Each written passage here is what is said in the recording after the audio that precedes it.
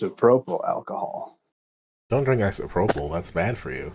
I'm not drinking it. I'm cleaning my bong. I think all alcohol was bad for you, Dominic. I don't think it Especially matters. that one. What about isopropyl alchemy? Oral, that kills people. Anyway, hello everybody. We're recording. Hello. Welcome to episode 210 of Dissonant Waves. Wow. 210. Wow. It's the Tootin episode. Ritz and Trix are here. Hello. No We are special here. guests, no surprises, only what fate may have in store for us. No With that in mind. surprises. This has been an interesting week full of surprises, games. I played a game of darts last week, and oh shit, I didn't watch the DVD. Oh well. Well, that's just rough. I ripped it all for you, and you just didn't watch it. I'll watch it. I partially watched it. That's, you know what, Trix? I partially love you. Well, That's are fair. covering That's what I've the- heard from my parents. Collection 1 by Freezer, and theoretically the Goodnight Freezer DVD, which I will watch. You went through the trouble of getting it ready for us, so I will watch it. And then In terms of what we've got to say about it, it's not too important, but it is like just kind of like extra things, really. sure. Yeah. Along with that is the Of Montreal EP, The Bird Who Continues to Eat the Rabbit's Flowers, which is an expanded EP of the original. The Collection 1 thing is a physical CD that is not on streaming. And the EP is a expansion to something that is only physical, and this version is streaming instead. That's fun. Ritz, you chose Empty Threats Happy Birthday. And also chose Water from Your Eyes, It's a Beautiful Place. Well, that's unfortunate. Welcome back. Hello. Okay. I don't know what that was about. Hello. We had a bit of an issue. You were talking a little slow, but it looks like we're all settled now, I believe. Well, on my end, I announced the albums. At least Yeah, I announced you mine got- and, you- Ritz's. You got through Ritz's picks. You haven't Yeah. introduced mine yet. Okay, so you got that part. Cool. Yep. It's time. Trix, you went behind my back and you picked Neutral Milk Hotel. You picked their demo from I did. 1981. Bet yourself a shortcake. And Béla Fleck and the Flecktones Flight of the Cosmic Hippo. Yes. I think the way to start this week, we can talk about the thing that I have the least to say about. I think, Go ahead. Let's talk about Water from Your Eyes. Really? I didn't expect this to be the one that you had the least to say about. Yeah. I mean, I think this is a week where there's lots to talk about, but I guess in terms of context or anything about the artist, yes, maybe it's got the least to talk about since we haven't talked. We've kind of gone into this one blind. So, Water from Your Eyes, a kind of a bit of an art rock album that I picked. I think it would kind of just blend in nice with the other art rock that I picked. It's a short 30-minute little album. I figured I'd pick it on there. Dominic, did it just not grab you at all? Not super much. Like, one song did. Kind of. I mean, it's not like I've come out of this album fully in love either. This isn't like the whole like, oh, you've got to listen to this, you got to listen to this, this is my personality album.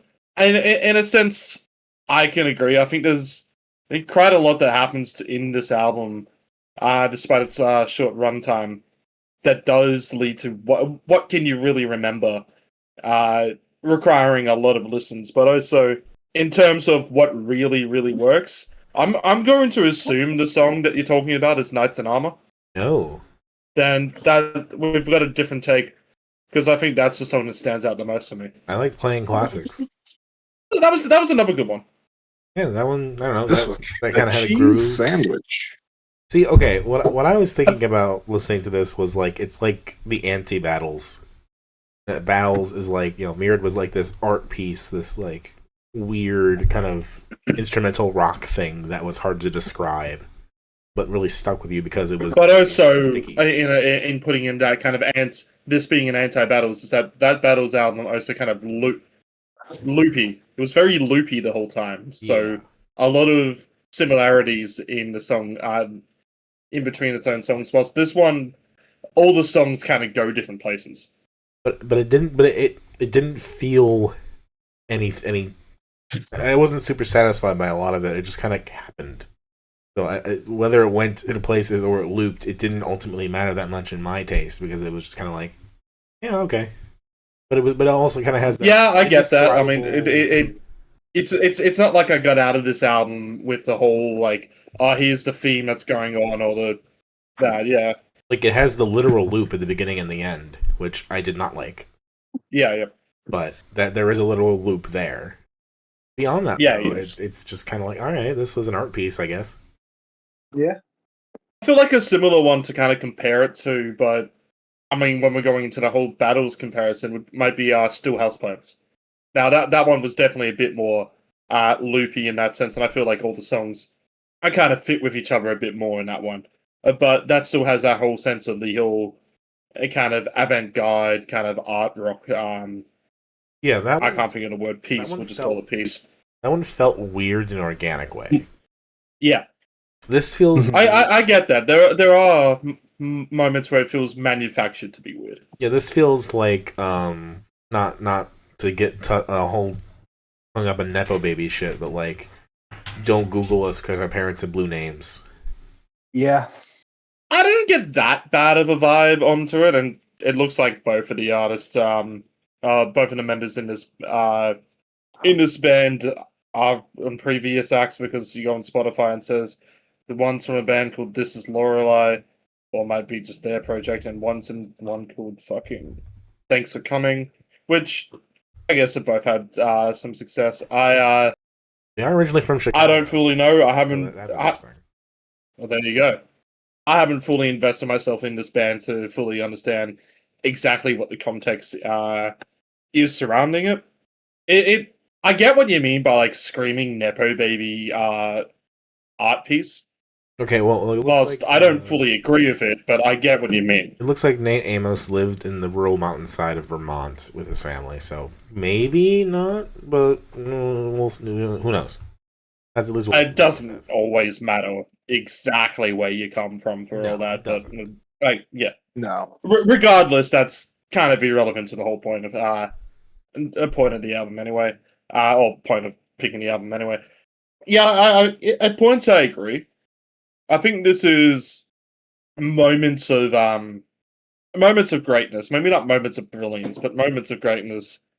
But not a full consistent moment. Like, definitely not everything that they try on here. It seems to really work or like stick with you. A lot of it is just like, okay, yeah, they have tried that, but I do think the moments that do work on this are good moments. I mean, sure, sonically, I think it works pretty well. But it's also the thing of like, I'm looking at the Wikipedia page and it's talking about the themes and like what it's trying to do, and I'm kind of like, yeah, I can get you on that. Yeah, I don't think I care about like its themes or what it's trying to do. I think this is one you listen to it sonically and don't really get much further than that. I still enjoyed the listen, but I can't. I guess I can't kid myself and say that it was anything more than that. Yeah.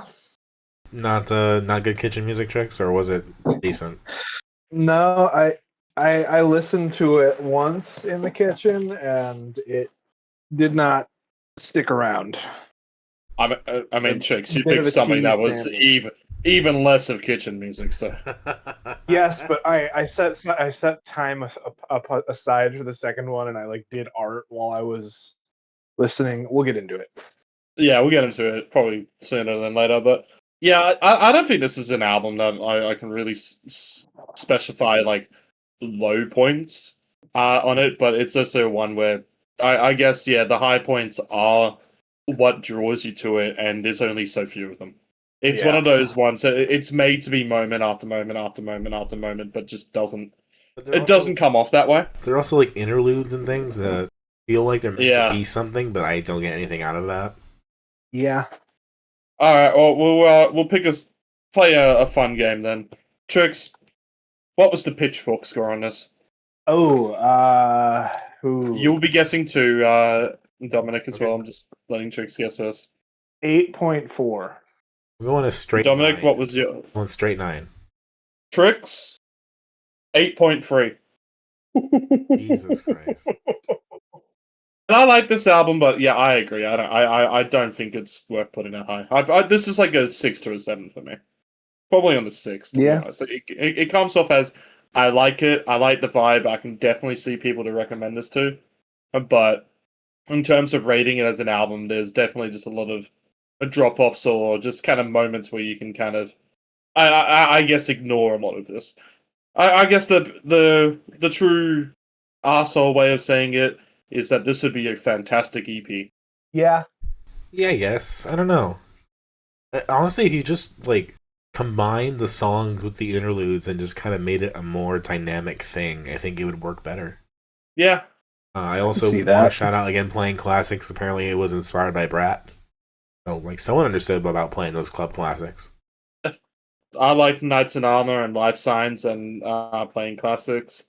The whole kind of closing moment of this album, for like the interlude and Blood on the Dollar, just lost me completely. So I'll put that as my least favorite. I like playing classics. A cheese sandwich. Playing classics is good. I really did not like For Mankind and One Small Step. Like, as far as like droning loops go, among my least favorite. That's valid. Well, Dominic, you said that was the one that you had the least to talk about. Which one do you have the most to talk about?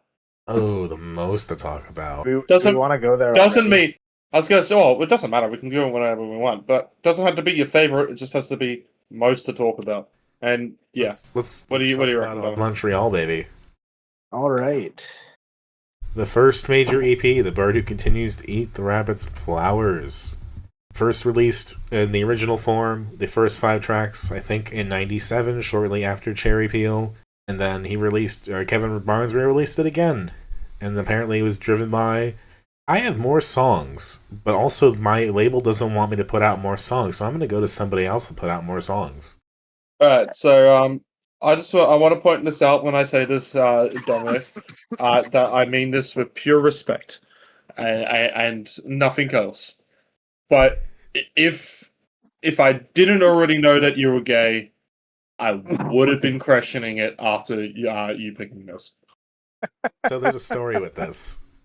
Okay. So, obviously, as we know, I got into Montreal in the middle of the Georgie Fruit era. Yep. I was huge into it. Yep. Paralytic Stalks was a huge, big thing for me. And this was like the era when I had an iPod, but the cars that we were driving and my parents were driving were not aux cord available. They still had to use CDs.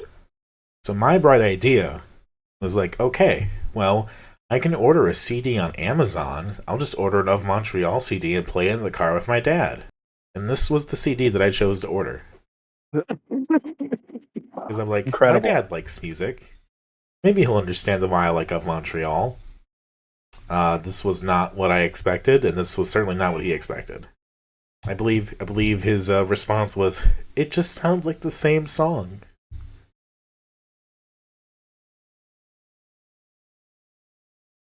Freaking out for him. So here we go. Hi again. Are you back? Hi. Where did you drop out? I just kept talking until I stopped talking. Then I realized my Discord had just crashed.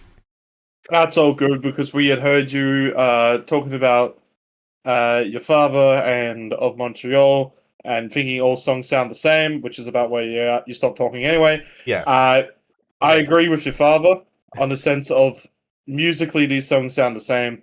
And I was going to say that like when it comes to the hating Of Montreal, so far from that. Like, we got to remember, bad Of Montreal is pretty bad. Yes.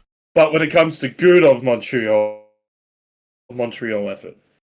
Yeah. Now, a lot of the early stuff kind of was that, and this, the time that this is out kind of is weirdly both that and later good era. It's just based on how the release that this is. It definitely more sounds closer to like the Cherry Pill sound than it does this is them cribbing the Beatles for sure. Or more that than like a hissing fauna or a skeletal lamping or even a free wave Lucifer fuck, and thankfully so very far from your fun.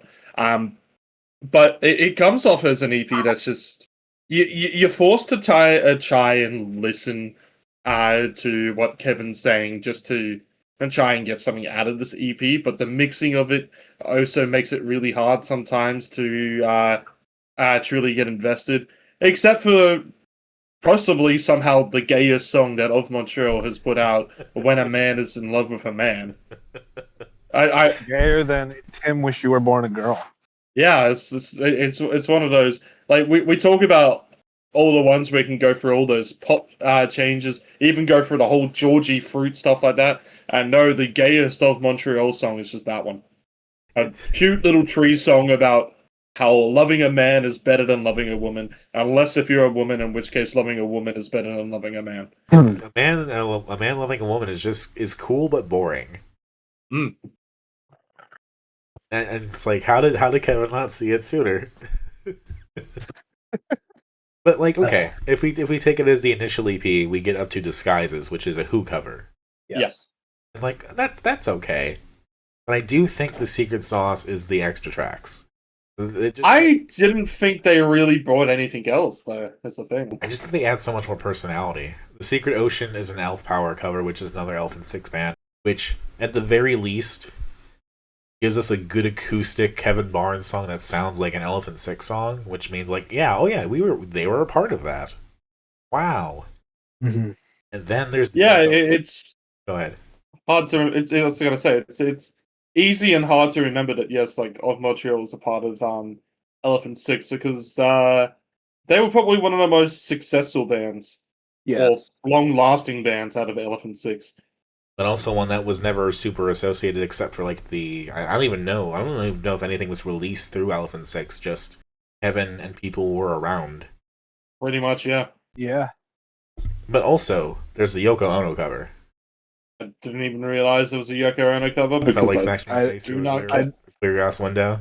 I could assume which That one it makes was sense by now saying. that I think about I it. put the original in the Song for a Day channel. You would have absolutely, and we are lazy. Yeah, Yoko Ono is overhated, but you're not getting me to willingly listen to her.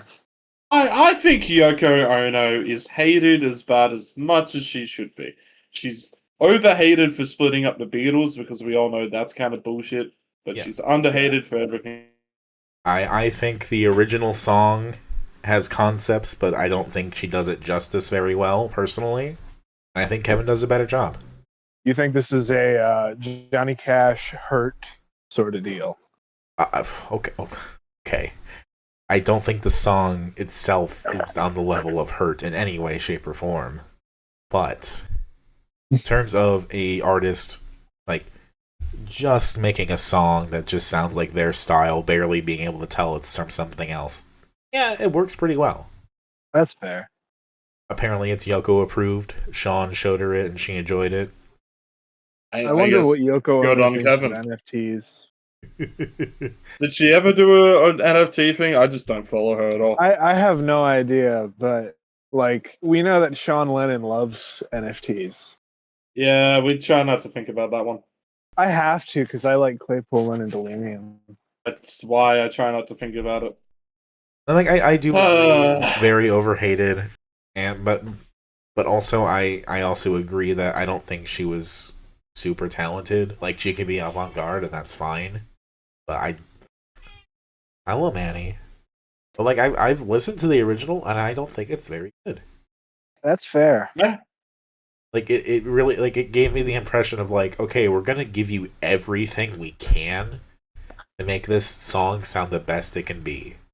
And here's Kevin coming along with just like a guitar and like some basic percussion, and I think doing a better job. I mean, it just goes to show that sometimes being an actual musician helps. This comes from somebody who has no musical talent. I mean, I feel like you could cover the song and probably do a decent version. Probably not. I'll do vocals for you, Ritz. Oh, okay. Well, there we go. Well, I'm sold. I'm just gonna bang my head against the desk. That'll be the percussion. Maybe a clear glass desk. Oh, fuck. Hey, while you're in the hospital, Yoko Ono. I say no more. I Understandable. The smash desk returns. I think this is in terms of context of Montreal. This doesn't really bring that much, since this seems just like offcuts of an era that was really probably the least interesting part of Montreal, and that's saying something when I don't think your fun is the least interesting part. I think that's interesting in a bad way. Yeah. Yeah.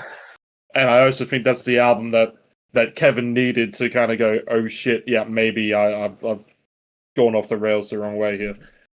I mean, In terms of just this though, it's a case of it's fine if you like this era and you want to hear more music from that, but I would still pick Cherry Pill probably even over this, to be honest, and I'm not that big of a fan of Cherry Pill. If When a Man is in Love with a Man was on Cherry Peel, I think they'd be the best of both worlds. I agree. Yeah. Like, you have that in the Tim I Wish You Were a Girl, and that's just like, oh. And it'd be Cherry Pill would be an actual proper coming out album, and you can, yeah. I think it'd be more of a classic even then, of like the twee indie pop era. Yeah. It is alright. I think I like it more now than I did, because I was very disappointed when I put it on for my father. But I've gotten over that a bit, and I like the fact that we have so many covers. Like, that's not a usual thing that Montreal does anymore. No. So kind of getting that a little bit of that like peek into like what else Kevin was interested in is cool. Yeah. I will give flowers to When a Man is in Love with a Man. I felt like smashing my face through a clear glass window in the secret ocean. And my least favorite is if I faltered slightly twice. I'll just probably just agree, just because I mostly agree with the favorite song.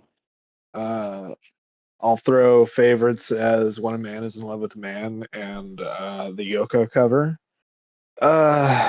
Least favorites, On the Drive Home, probably. Yeah, that's also a decent last favorite choice as well. Cool. That's Of Montreal for the year, I guess. Unless we pick something else, who knows? I probably won't. All right, well, what, Nick? Good question. Well, Trix, you can pick. Let me pull up the list. Let's talk about the video. Just get it over quick. Talk about Freezer. That's the whole kind of point. Well, Dominic, you're the one who picked it, so go open. Alright, so I played darts last week, and Ritz helped me out by when I landed on the Lord Gladstone December whatever compilation with Freezer, Doris, and pictures of Yuki. You're like, hey, I got another physical CD from Freezer that it's not on streaming. Let's listen to that. And also, this is DVD. And I'm like, yeah, cool, the CD, right. And then the DVD was there, and I forgot to watch that. I apologize. Everyone, boo Dominic. Boo. That's alright, I fucked up before. Yeah, it's fine. Cool, yeah. So, the Freezer DVD, Goodnight Freezer, and the collection, which, hold on, you know what? You speak for 5 seconds, I'm going to get the CD out, because there's some stuff in it in the line.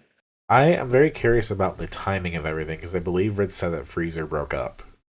So, I would love to know. I think so too. How does the CD interact with all of that? Is the Freezer it's Goodnight Freezer? So is it just like a goodbye? They know they were breaking. All right. Yeah. So, I guess Ritz, what's the timeline here? What's the timeline? Well, I'll get to the timeline in a second. I just want to point out the cover art for this is an edited. It looks to be edited Doom UI and kind of thing. And instead of them having a gun, it's their hand holding as a weapon a cassette of "I Do My Part" by Not Killing Spiders. Wonderful. Hell yeah. You're gonna have to use your. Yeah, I will post a photo later. That will probably be the artwork.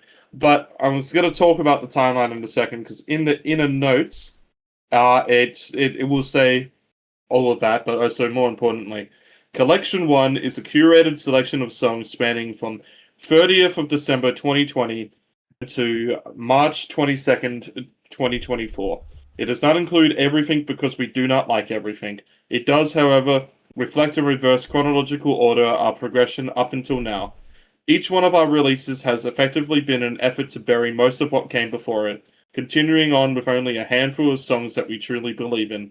As evidenced by our hibernation, this general sentiment has stayed. This is the capstone for the initial chapter of our time playing together. We would like to finally put all these away on the shelf and allow something actually new to take their place. So, track 1 is a 2024 song, Cutter. That was from the split that they did with Doris, To Be Folded and Guided. Also was a demo that we had covered on the Lord Gladstone compilation. Tracks 2 to 6 are all from I Do My Part by Not Killing Spiders, which we did cover that EP as well. Yep. Tracks 7 and 8 are actually B-sides from I'll Remember the Taste of the Air. I think both of them were actually on the Lord Gladstone one as well. I don't remember, but it's possible. Let me go quickly check that. It's a pretty easy check to do. No, sorry, because this is Rabbit and ZZZ. Freeze's songs on there were Garden, Starlet, ZZZ, which we did cover, and Cutter. And tracks 10 to 12 are from Hyla, and they are a cassette rip.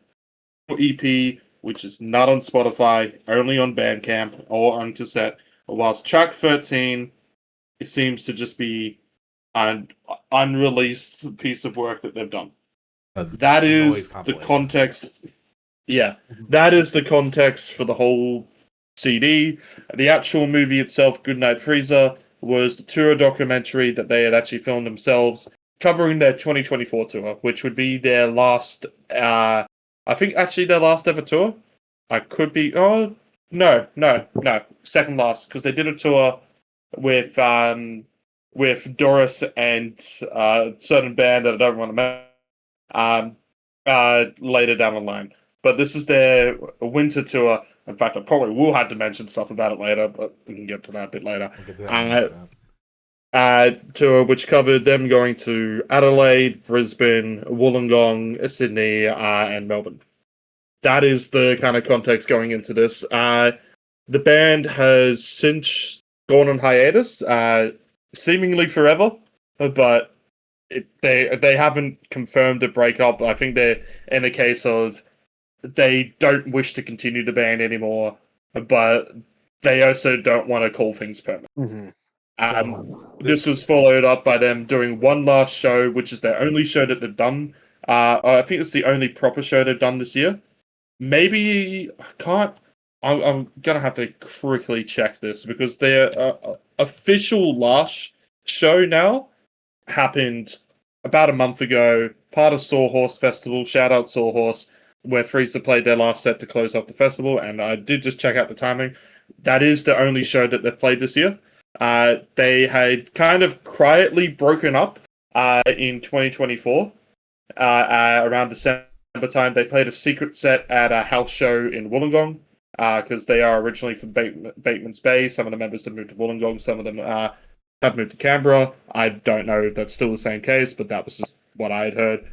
I said I played that, and that was officially at the time their last show, but it seems that they decided, okay, we'll do a proper, people can actually know that we're going to do one last show send-off. And that's where you got this CD. And that's where I got the CD and the DVD. This is all relatively recent. It's interesting. This is, pretty recent, yeah. Interesting that we have a band like this that we've primarily covered in this way. Yeah. Yeah. We covered them originally because they invited We Will Look Back at You to be the opener for one of their shows down in Melbourne. The actual tour, they were an opener again, so they are actually immortalized in that DVD. Really? Oh, that's great. Which, with a recording Old Saddest Elephant Dies Alone. Now I'm excited to watch it. Well, I was already excited to watch it, but now I'm actually excited. Jude Shalto, hello. Sorry, they're probably not even now. It's probably like 1 minute they're in there for. But yeah. Hello. We know you're watching or listening. I guess, in terms of like talking about this collection, there's really not much else to talk about. Regardless of what we haven't already said about Freezer, I have come to enjoy I Do My Part by Not Killing Spiders a lot more than since when we first covered. I think Cutter is still probably their best track, if not Sarah's theme. I mean, Cutter's the most accomplished, I feel like. Yeah. their early stuff is the case. There was a lot of times where I go, oh, why do bands like not like their early stuff? This one I don't question it. I think the worst tracks are the stuff from Hyla. Okay. I mean, I respect that they've completely changed their style. Yeah, I respect how they've changed their style and going into the whole historical context of them as a band. But I understand why they weren't playing that stuff anymore. It's definitely not who they were anymore. In the end, Freezer became a band that some of the members didn't even want to be a part of anymore. It was just a case of people grow, people do all this stuff, blah blah. Torturer's an interesting little noise compilation that happens at the end of it, though, but it's not really something to go out for if you're looking for more Freezer. Yeah, it's kind of just a bonus. Yeah, it seems like they were having fun making something, and good on them. I think the real true context is kind of like talking about the actual Goodnight Freezer DVD and this band, which, sorry, Dominic, but I'll try my best to kind of explain it, because I was at one of those shows. Yeah. I was at one of those shows, so I can kind of remember that one. That was a very controversial show. We're gonna have to rip the Band-Aid off on this as well, because one of the main people that was at that show was Isaac from Hanoi Traffic. If you haven't caught up with what's happened with Hanoi Traffic, they are not welcome in the scene anymore. That's pretty much a very quick summary of it. A lot of allegations came around. Not great. I don't really want to risk this episode by going through a lot of all of them, because in the end, allegations. As much as I obviously believe them, since I have been very cautious about this, I don't want us to go through any issues of Sure. that. All you need to know is don't support Hanoi. But at this time, this is obviously a different case, and it's in the video because it's something that happened. I always respect a documentary that's not trying to erase that kind of history. And this was at the Lord Gladstone. It was like June 15th or something. I think I went to it just after getting a fucking cold or something like that. And like kind of forced myself to get out there after just getting better. And it was an insane show in both great and bad way. I think in a lot of context for the scene, it was this kind of whole moment of like, that was really fucking fun, but we should probably not do that again. There was a lot of problems, like people were hanging off the sprinklers, including a certain member I just talked about as well. They got into a lot of trouble with the staff there. People were vaping and stuff that was putting up the fire alarms. The whole fireman had to be called and stuff, and yeah, you get that on the venue. The venue was very obviously pissed by this. And yeah, for a bunch of those bands, that was the last time they ever played in that venue. Right. Now, it wasn't the last time the scene had ever been in there or stuff. And one of the people who got kicked out, Ria from 704 West High Street, she actually organised her first birthday for the radio show that happened at the Lord Gladstone a couple months afterwards. So there seems to be a bit more like understanding, and I feel like a lot of the kind of moshes and stuff have become a lot more venue respectful since. But you need. It was that kind of show. Everything got really fucking intense. Mm-hmm. I mean, so with a show like that, it's probably just something that kind of, just got out of control. Yeah, that anger that happened with it translated a lot into a lot of the mosh, and it was a really fucking good show. Now, obviously, a lot of like some of the issues, and I talk about that one person, and I don't like scapegoating the whole thing, but it is kind of thing. If I did have to say like who was probably one of the members on stage or something like that was causing a lot of these issues, Isaac got in trouble for hanging. I in some shows you won't, at some shows you will. This seems like a show that cracked down a lot because they had to. Kind of, yeah. It's a weird show. I sort of think about, because Mike Rise actually opened up that show, and Freezer and Doris are the other bands. Now none of those bands exist in the space of a year. Yeah, documentary, I assume. Yeah, they're all covered into it. Yep. I don't gotta remember it as well, but I don't think Hanoi's actually in the documentary. I could be wrong about that, but Naki Soul is. And we will look back. Which also has yeah, they both played at the old bar and all that. That's it's a very kind of cautious subject in going on about it, because I don't want to blame anyone else in the scene for the actions of one person, and I don't want to also like scapegoat a whole thing on one person just because they've done some shitty things. Otherwise, like Allegedly. obviously, I don't want to associate with that. Yeah, allegedly. Mhm. Yeah, but yeah, I just want to kind of point out the whole context of like how this scene has had a lot of fucking things happen since. Would you say it's a time capsule of the time? Kind of, yeah, in both that kind of good and bad way. Meant to be kind of propping up the scene and showing off some of the up and coming bands, but kind of showed a different scene and instead of like these bands that no longer exist.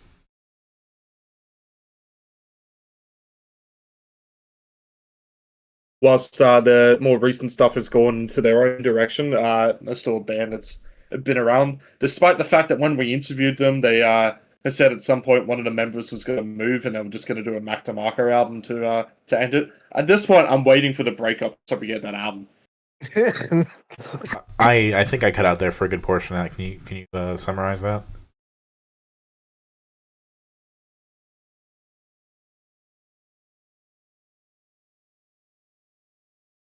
Mentioned in it. Hello. It's yeah. also hello.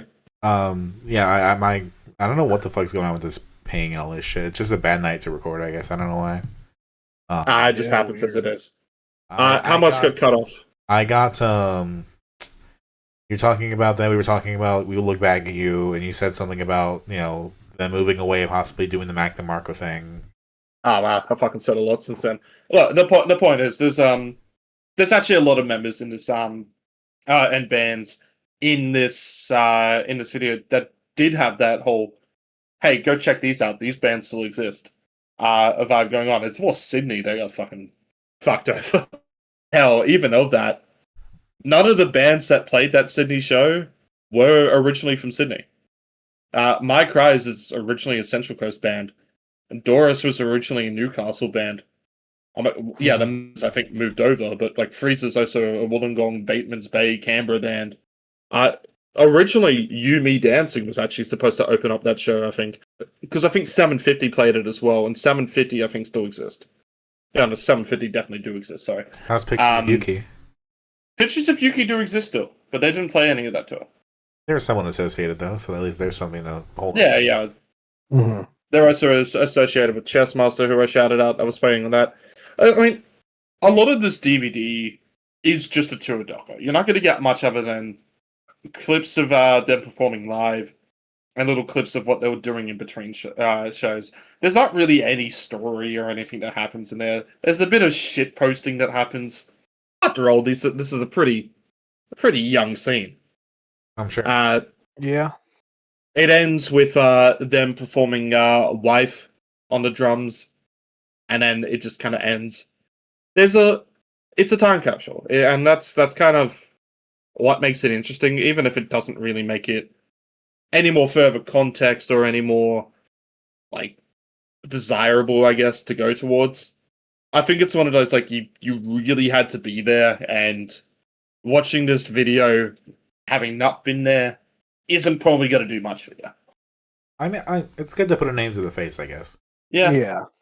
Oh, so it's all like recorded by Liam, who's just usually gotten, I don't think all of it, but all the music is, and that camera has not had good sound quality ever.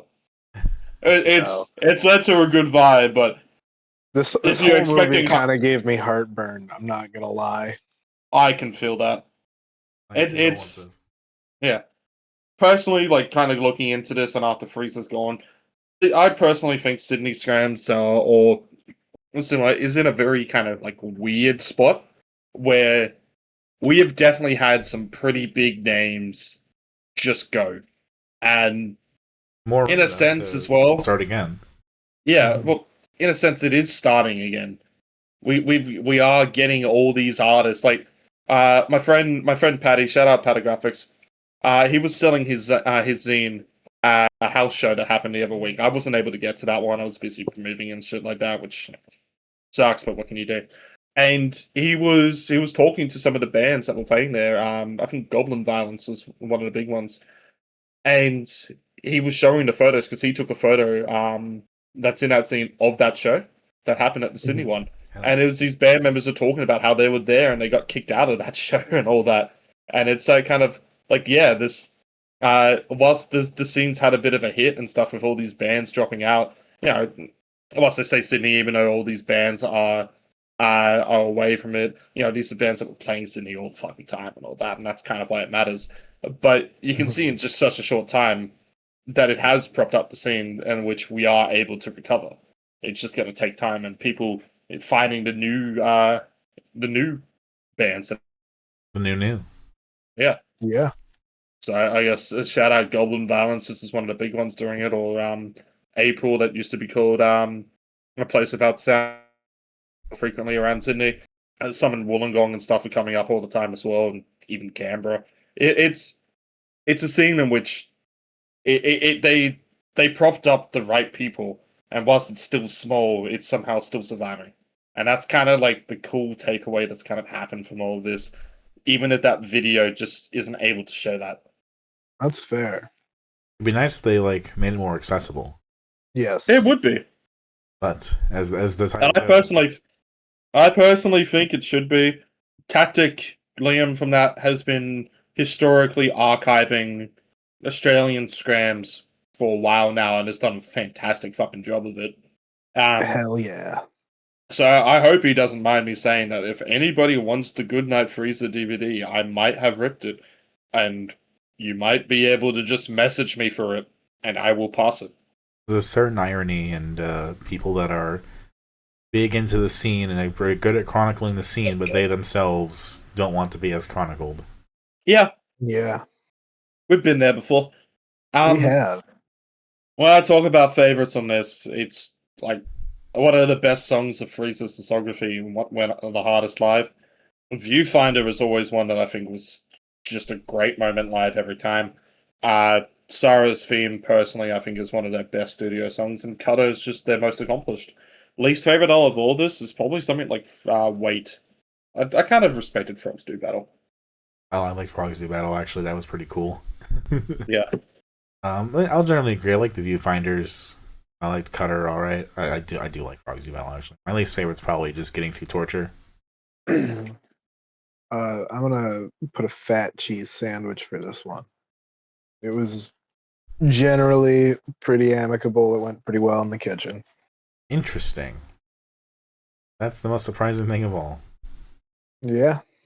Alright, well, we're going to get a couple more to go for now, so That we Trix, do. what do you want to pick next? I picked this one. Somebody else's turn. Alright. Well, you know what? I didn't really have too much to say about Béla Fleck. Ooh. Okay. You know I what? didn't hate it, just don't have too much. So I picked this album because Vic Wooten played on it, and I met him the other week. And I figured, why not cover with what he kind of blew up from, Béla Fleck and the Flecktones. I like this. There is no guitar on this album. There is only banjo. It's good banjo.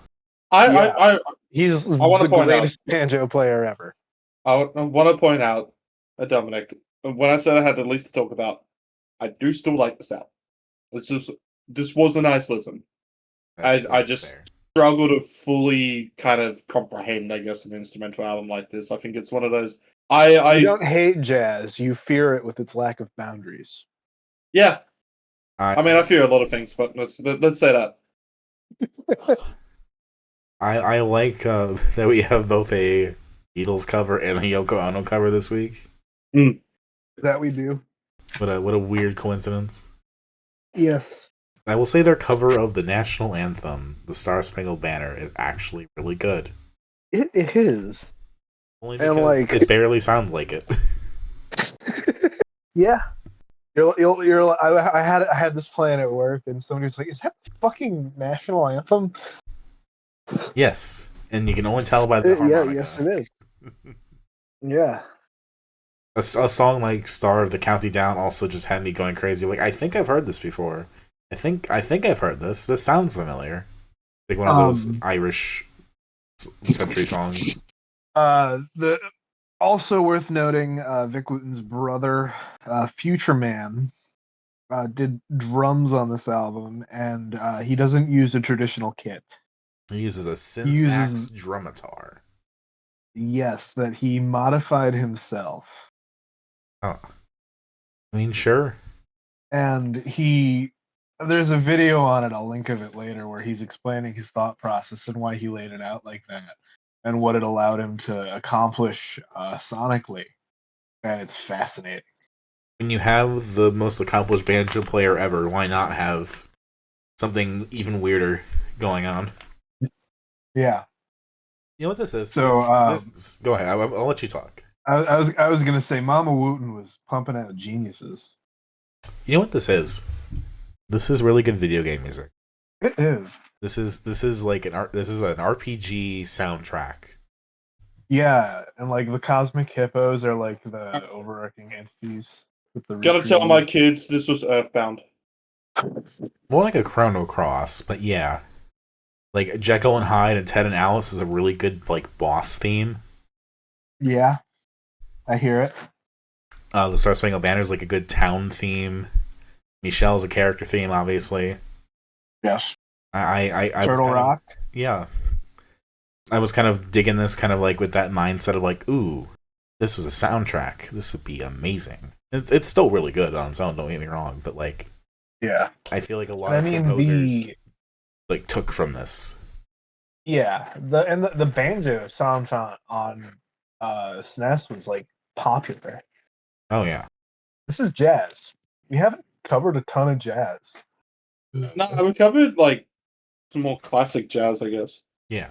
Yeah, let me specify, this is jazz fusion. We haven't covered a lot of fusion. With country. True. Yes. True. It's also from like the early 90s, which is a weird time musically in my head. Yes. You had everyone being a virtuoso doing weird shit. Yes. All kind of sounds like Roll the Bones by Rush sometimes. Yeah, fucking. But I think this album was originally supposed to be called like Flight of the Codeine Hippo. That's what it says, yeah. But like they changed it. I don't know.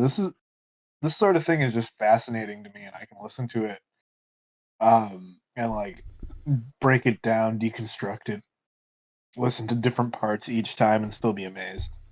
No, I agree. It's like there's so much going on. There's so many like cool things you just hear, and you know we're kind of talking about it superficially in a way, but even if you have to imagine it as like, okay, this is a video game, and I'm gonna tie all these songs to a different action or thing, then there's enjoyment there. You can get something out of that. Yeah. I think all you need to know is that I didn't find this to be that much more interesting, and I still liked it, and that's probably a sign that it's a pretty good album. Yeah. All virtuosos working together. I used cheese sandwich on Trix because she's been using it all night, so it's fun to throw it back on her. That's fair. I don't have a least favorite, but I'll throw my favorite in as Turtle Rock. I will put Star Counting Down and Jekyll and Hyde and Ted and Alice as my favorites. My least favorite's probably just you know what? No, it's all pretty good. It's a good cheese sandwich, but there are some standouts for sure. It works really well as a whole unit. Love to hear it. Dominic, what's the next one? Empty Threats. I'm gonna get 2 more. Empty Threats. I went to Auckland this year. When I went to Auckland, I saw Japanese like shit. Trine and Empty Threats are playing that. I hope I get to see one of them. I got to saw the Empty Threats, baby. You said Japanese breakfast or Japanese wallpaper? Japanese breakfast. I raced after Japanese breakfast to get to this festival to try and catch some of Trine. Did not happen, but I got to catch all of the Empty Threats set. I'd already seen them before in Australia since they're an Adelaide band. Actually shared members of Trine and Swap Me, but now they don't anymore because they all fucked over to Melbourne. Yeah. This is actually also to put out considered one of DJ Y's like 2C acts. So when the Gig World record holder says probably go see him, you should probably go see him. Yeah, this is really fucking good. Yeah. This is the other side of art rock that I picked this week. This is the other one that has interludes. Which one worked better? This. Okay. 100%. This. Not even close. Not even close. Yeah. Yeah, no, they've got a really fucking good sound going on. They do. It's the way that they just complement each other despite being so different. Got some sax in there. It's so nice, yeah. The singer of this just goes fucking crazy as well. That kind of they got the experimentation happening in their on their instrumentation and on their vocals happening in such a right way. Like it's not overdone. Oh, 100%. Like getting that, yeah. Like when those vocals go into those kind of like darker sounds. But the instrumentation is there to support it, so it sounds really grungy, really good, just really like oomph to it. Yes. Yeah, and those female vocals that just so soft with that contrasting instrumentation after everything else. They just feel so like they feel so helpless in such a good way. And like some of the songs are just so dynamic, you don't know Yeah. where it's going. Like Sky's theme is just a ride. Mm-hmm. Bus Stop as well. It was one of the singles from this, which is one of my favorites from this. Hope Deny, which is probably got the catchiest hook out of anything on this record, but it can be quite an exhausting listen, despite its short runtime. I find this is an album that, despite everything, like when I get to the ending 3 songs, is where the album feels done and it just feels like it's continuing, and I'm just like, I don't know if I can continue on with it anymore. But Chernobog's Dream is so good. I don't like Chernobog's Dream. I'm sorry, I'm on the other side. Like that's it's like I can take or leave Micro, but even I could take or leave Thank You in French even. But Chernobog's Dream, chef's kiss. Sorry to say, I don't see the same eye to eye on that one. But you know me, I'm a sax person. That's fair. Trix, what did you think? Was this kitchen music? This was kitchen music. Ooh. Like we enjoy our grunge in the kitchen, and this slots right in. It's a little weird, but it gets the job done. grunge is probably not the right word to use to describe this. So this is more. But it has that sort of flavor to it. In a sense, but I find this more to be an art rock record than anything else. But like compare it to Water from Your Eyes, this is so much more coherent. Coherent also Yes. just fucking the vibes are immaculate, even though they're so dark. It just feels like it's dripping from a place of just like this is what they had to make. This isn't some art piece. This isn't some like installation. This is like fucking real. It's real, man. It's a good fucking band. Yeah. I'm gonna check out their other shit. It's a pretty short listen of 30 minutes. But worth it, and it doesn't feel like the songs. Some of the songs are long enough. You feel like it's got to be longer somehow. But it reins it in pretty well. I mean, it's 14 tracks, but 1, 2, 3, 4. I feel like the difference is when this album does interludes, they're actually pretty short. I will say I kept getting referred to Dr. Scher's Unusual Practice in the process of this. I can see that. Mm-hmm. This is definitely a lot darker than that band. Yes. But there was a similar vibe going on. Yeah. I like this more personally. I don't know. I quite like that. Dr. No, Scher is great as well. That album was pretty good. Dr. Shaw is great, but this clears it. This is a fantastic record. It's not even like there's so much to really talk about because it's one of those. I feel like you just listen to it. Just turn on some of the big songs. Hope Deny, Sky's Theme. Just let it happen. Yeah. Yes. It's not even that more expensive. Like it's pretty good at understanding exactly who they are and what they should be putting out in terms of what their sound is. And you could say, in a sense, maybe it's a bit consistent to a fault, but it's still great. I recommend this. This is a good album. I think it's weird and varied enough that I would not say it's consistent to a fault. That's fair. Yeah. Favorites on this: Phone Call, Hope Deny, and Bus Stop. Least favorites, sorry, it's Chernobog's Dream for me. I love Sky's Theme, Hope Deny, and Chernobog's Dream. My least favorite's Phone Call. I like Sky's Theme. Least favorite, probably one of the interludes. All right, let's end this. Trix, explain yourself. So lately, I've been getting a lot back into DIY music and exploring just recording sounds. And that reminded me of this EP. And I thought Ritz had picked some Neutral Milk Hotel in the past, and I was like, should I just make Neutral Milk Hotel in all three? And turns out you didn't, but Nope. now we're covering Invent Yourself a Shortcake, the 91 demos from Neutral Milk Hotel. Is this even an official release? I thought this was kind of like a bootleg that just went around. It was apparently it was a cassette that was released by Elephant Six. Okay. But it's considered a demo. Yeah. So let's just get the absolutely fascinating. Let's get the Elephant Six out of the room. I'll talk about the Elephant Six in the room. What the fuck was up with that prank call? It's hilarious. She don't know about cows, man. I didn't feel comfortable with that one because I know they were just harassing a worker basically. I was concerned the first time about how far this was gonna go, and then like once I heard how far it went, I'm like, okay, this is fine. I'm sure they deal with that shit all the time. Yeah, probably, but yeah. I'm sure a fake pervert is a soft is like a rest from real perverts. I'm sure. I'm not saying like cancel Jeff Mangum or anything here. Hell no. I was just like I'm like, okay, this just feels weird to listen to. But it's probably not even the weirdest parts because like my dream girl don't exist. What the fuck was going on there? She quit her job and got her own. They're making hamburgers, man. Yeah, Madison, Wisconsin. Yeah.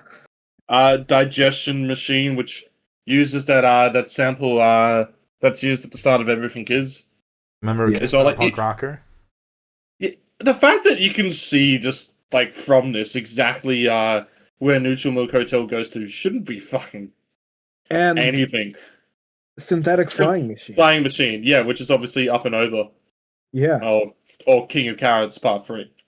Yes. King of Carrots 5, sorry. In like its complete state in 91. But different still. Yes. Like it's kind of abrupt ending to this EP or album was just fucking a lot to go through. I mean, I'm gonna be clear. I don't think it's a good no. Like it's not like meant to be a quality release. This is like audio fascinating in its purest. That's what it is. Yeah. Like you can listen to this hundreds of times and deconstruct it. The prank call, like we said, there's just calypso like drums and shit. If you listen to this when it was originally circulating around as a cassette, and then decided to never listen to the band again, you would be surprised that they had one of the most critically acclaimed albums of all time. Yeah. I mean, And hold on, let me put it out there, Domino. You'd be even more surprised that aspects of this fucking album were in it. Yeah. Yeah. Someone, I did see a comment on there that said it's amazing that both the first and the last song from Neutral Milk Hotel is My Dream Girl Don't Exist. Yep. Yeah. Fascinating. Also, that Charlotte song is quite interesting. Yes. Some of that anger, some of that screaming Jeff Mangum that is so rare. It's just sonic exploration. I mean, that's what he wants. That's what he likes to do. It's collage. I would moments. Yeah. I would put this better than that actual sonic collage of the Orange Fieldworks. Yeah, that one. I think it's better than that, but I wouldn't put this above anything else in Neutral Milk Hotel's discography. It is a pretty hard listen, admittedly. I disagree with you. Yeah. But it is interesting that you can go to somebody and say, hey, this song is going to be on one of the most important albums of the 90s. And it's not a fucking thing. Yeah. Going back in time to tell people that is the same as going back in time to 2001 to tell people that Weezer sucks now. But it also means that anybody can refine their sound and make something amazing out of it. Well, not anybody, but like people can. Yeah. Like you said, not anybody. Just like was that a slide towards us? Well, Like anybody can. Oh, maybe not anybody. more to say, I don't think you can expect to be Jeff Mangum levels necessarily, but Yeah. I know what you thought. I'll never be him. but I think you could try, and you could really pull something together. Definitely. I mean, also having the Alvin Six Collective be this just like massive bunch of musicians working together, kind of encouraging each other and like supporting each other, whether it's literally playing with each other or just like being there. I'm sure was very helpful. Yeah. Because this is something I can see being like almost an audition or like a thing of like, this is where I am right now, but I want to do more. I want to be better. There's just a thing of him fucking around on a tape for like a minute. Yeah. The like demo song where he's like, "This is just a recording to get it down so I don't forget it." It's 2:30 in the morning, and I'm a pretty weird guy. It's like Felt Man, Felt. He's just like us. Yeah. I would have loved if instead of about Anne Frank, Jeff Mangum was inspired by McDonald's to write in the airplane over the sea. If the dream girl, yeah, she was just a McDonald's worker in Madison, Wisconsin that he fell in love with. I love you, quarter pound, and thank you. I'm here all week. Synthetic Flying Machine has to be the favorite of this, by the way, just because it's the only one which I can come and say, oh shit, this is an actual Neutral Milk Hotel song. But this isn't a blender or a cheese sandwich in terms of going favorites and least favorites. This is a case of it's fucked. It's the excitement in the same way I love Live at Jittery Joe's. It's an amazing live album, but there was also that excitement. Yeah. Ooh, these verses are different. Yes. There's like more lore here. And there are other songs and like he's used other parts of other songs and like recontextualized and redone them and yada yada yada. So it's kind of nice to have the more of that thread revealed of like, ooh, this is what things were like in 91. Yeah. It's absolutely fascinating. And there's more where that came from. Are we doing Milk next week? I mean, I don't know if Milk's on YouTube, but I did see other ones. Okay. I'm not saying I'm picking them, I'm just saying I saw them. Okay. Alright, well, I'm about done for this week.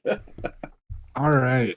I will just say, obviously, Synthetic Flying Machine is the best part.